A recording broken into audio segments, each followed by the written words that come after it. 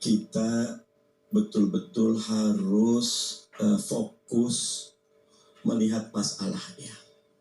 Ada cerita Habib Rizik, ada cerita pilkada, ada kembangnya Kapolda lain-lain, tapi izinkan fokus ke COVID-19 ya. Karena ini data Bang Kani ya, angka testing kita yang 3,3 juta kalah dari Filipina yang 5 juta lebih. Kalah juga dari Singapura yang 4 juta, padahal penduduk Singapura cuma 5 juta. Dan kalau kita lihat dengan testing yang banyak Singapura, case per millionnya itu sampai 10.000. Kita bangga. Case per million kita 1.756, tapi dengan testing yang jauh dari standar WHO. Tadi Pak Gubernur sudah menyampaikan, Pak Wagub, doa itu. Separuh testing kita ada di DKI, Bang Kan. DKI yang sangat progresif menerapkan PSBB, bahkan berlaku adil, sekarang gubernurnya dipanggil 9,5 jam. Tadi kalau ngutip Dr. Tirta, 2 Kapolda kita boleh jadi sudah bekerja keras, tetapi harus dimutasi. Apa alasannya padahal COVID-19 kita masih punya banyak catatan, Bang Kan? Ini dari Bawaslu, Bang Kami, 398 yang melanggar protokol kesehatan tidak ditindaklanjuti. Bahkan 31 anggota Bawaslu menghadapi kekerasan, tidak dilindungi. Jadi Bang Kami, secara umum saya ingin menyampaikan, kita punya masalah besar pandemi COVID-19, tetapi cara pemerintah kita menangani jauh dari standar saintifik, juga jauh dari standar kebenaran. Bahkan seperti tadi Bang Kani mengutip Humphrey kan, sedih saya gitu. Ada yang harus dikorbankan. Padahal mestinya penegakan hukum harus dilakukan dengan seksama. Saya nyuwun sewu kepada yang tadi menyatakan kita fasilitasi.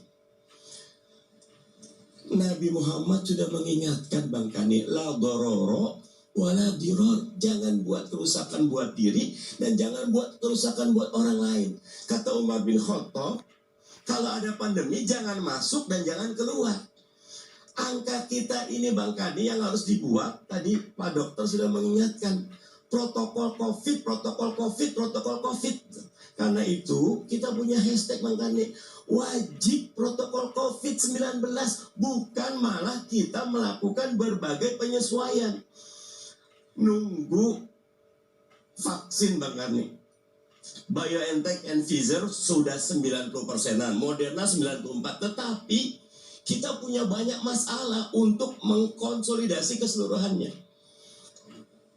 Pemerintah pusat punya tugas besar Bang Kani. Saya tadi setuju dengan himbauan bahwa setiap pribadi, keluarga, tetapi yang punya anggaran, yang punya kekuasaan, kasus Habib Rizik misal, sudah lama disampaikan, ada intelijen. Pertanyaannya kemana intelijen Bang Kani? Tadi bagaimana gelar pasukannya teman-teman Polri, bagaimana persiapannya? Padahal kalau negara benar-benar mau menggunakan kekuatannya untuk menegakkan protokol COVID, kita bisa Bang Kani. Jangan pernah kita, walaupun saya tadi nyuwun saya Pak Wagub, oke, ada angka kesembuhan, tetapi 3T, tracing, testing, dan treatment itu yang utama itu. Jumlah kasusnya harus 0 Bang Kani.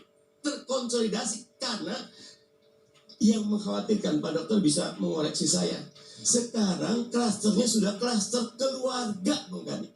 125 juta keluarga di Indonesia. Berapa banyak anak yang nanti pun jadi yatim, jadi piatu kalau kita tidak menegakkan cinta Nabi benar.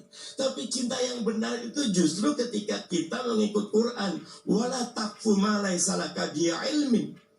Jangan lakukan sesuatu yang tidak memiliki pengetahuan padanya. Karena inna sam'a wal basra wal fuada ulaika kana anhu mas'ula. Dia diminta bertanggung jawab. Islam ayat pertama itu Iqra. Karena itu Islam sangat scientific. Ketika masjid pertama kali itu ditutup, kita terima, Bang Gani. Bahkan sekarang luar biasa masjid. Sudah ada saf-saf yang rapi. Benar-benar menggunakan masker. Jadi pada kondisi ini saya tetap menggarisbawahi, Bang Gani. Pemerintah bermain-main. Pemerintah mencoba untuk melakukan quote and unquote kebakaran jenggot setelah Habib Rizik. Padahal sebelumnya ada banyak. Kita lihat, Bang Gani, setelah ini. Kalau tidak ada tindakan tegas menegakkan testing, tracing, sama treatment, tidak ada tindakan tegas untuk mengontrol COVID-19. Sederhana, Pak Pandu sama Dr. Tirta, apa salahnya? Habib Rizik itu orang soleh. Uhibbuka fillah ya Habibi. Tinggal ngomong, nanti Habib Rizik akan menjadi salah satu aktor terdepan untuk mewujudkan Indonesia yang bebas COVID. Kalau didengar, kalau didatangi, kalau diajak bicara. Mau kita kasih data kayak apapun, apalagi pendekatan Kapolda lain-lain, itu tidak akan menyelesaikan masalah. Karena intinya pemerintah tidak fokus untuk menyelesaikan COVID-19 melalui jalur-jalur yang seperti ajak dialog. Terakhir, Bang Gani, betul-betul jangan pernah kita lepas kendali. Mungkin angka COVID kita kemarin Pak Menkes diundang WHO, tidak ada yang tahu sampai kapan COVID ini akan naik lagi.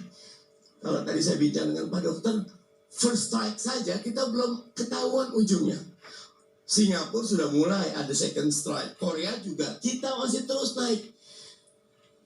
Negeri ini benar-benar terancam. Dengarkan rakyat, dengarkan relawan. Tenaga kesehatan kita sudah berkorban, RT RW. Pemerintah pusat punya tanggung jawab paling utama menyelesaikan masalah COVID ini. Terima kasih, Bang Gani. Baik, setelah